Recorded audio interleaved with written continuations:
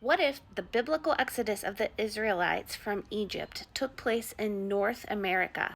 And what if this is the true location of Marah, the first stop that the Israelites made after crossing Yum Suph, or the Reedy Sea?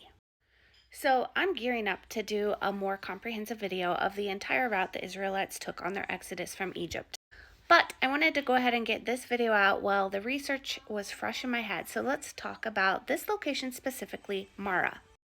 It's kind of starting in the middle, but let me catch you up really quick to what happened to the Israelites right before they got to this location. The Israelites began their exodus from Egypt near a place called Ramses, which we believe was near modern-day Las Vegas. From there, they left the land of Egypt and camped at a place called Succoth. From Succoth, they went to Etham and camped at the edge of the wilderness. But then God told them to go back and set up camp by Pi-hahiroth, which was between Migdol and the sea and in front of Baal-Zephon, which is modern-day Valley of Fire State Park. After that, Pharaoh and his army showed up. God made an east wind blow all night. The waters of Yum Suph parted and the Israelites crossed. They then wandered about the desert of Shur for 3 days looking for water until they came to Marah, which is where our story begins. So let's go ahead and pick up the story right here. Exodus chapter 15:22 begins. Moses had Israel leave the Red Sea and go out into the Shur desert. They traveled for 3 days in the desert and found no water. When they came to Marah, they couldn't drink Marah's water because it was bitter. That's why it was called Marah. The people complained against Moses. "What shall we drink?" Moses cried out to the Lord, and the Lord pointed out a tree to him. He threw it into the water, and the waters became sweet. So the meaning of the Hebrew word Marah literally means bitter. This was obviously a very bitter spring with undrinkable water, and the Israelites had been wandering in the desert for 3 days and were in desperate need of water. Now, we don't know for sure, but we have wondered if possibly the tree that God had Moses, or the branch that God had Moses put in the water, was of a Joshua tree. Joshua trees are very sweet, which is interesting because there are a whole lot of Joshua trees in the area. Just up from the location of Marah is actually a Joshua Tree Reserve, the Joshua Tree National Landmark. Just kind of interesting. Now, when I was trying to figure all this out, I was getting kind of frustrated because there actually is a spring called Bitter Springs, but it's on the wrong side of where Yum Suph would have been. It's on the west side of Overton Arm. So I knew that couldn't be right. But then I noticed that on the east side, there is actually a place called Bitter Ridge. This whole area is called Bitter Ridge. So I started poking around and I thought, okay, I bet Marah is somewhere in this location.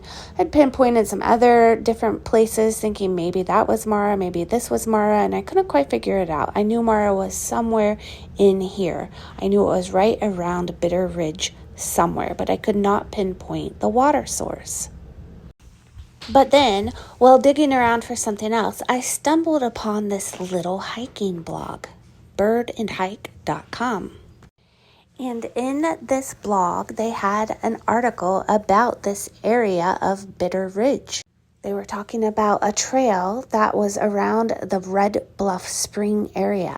Now, Red Bluff Spring is right at the base of Bitter Ridge, and I just happened to notice this sentence. It says, "This spring used to be called Bitter Spring and was considered to be a good laxative, so be prepared if you drink the water." I was so excited when I read about that laxative water, I started jumping around the living room. I think my kids thought I was crazy. This was exactly the clue I needed, so I started digging. And boy, did I find a lot of cool information. So many articles referencing the fact that Red Bluff Spring used to be called Bitter Spring. That the water there tasted very bitter, had a very high sulfur content, and was an extremely strong laxative, fit only for cattle and livestock to drink. No wonder the Israelites were so upset about it. Not only did it not taste good, it was giving over 1 million Israelites on the road a bad case of the runs, and probably adding to their already severe dehydration. This article was especially revealing. It reads, Howell describes the Bitter Springs campground as one of the best on the trail, but beware of that clear, sparkling stream, for no laxative ever worked faster or more severe than one good drink of that. He then goes on to say, Mud Springs was the best campground, and the fugitive quality of the waters was severe, according to Freshener.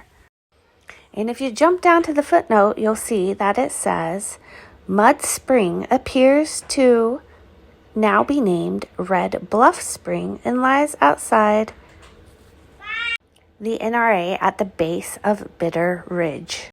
So you can see that Mud Spring and Red Bluff Spring are names that are used interchangeably that for what used to be called Bitter Springs.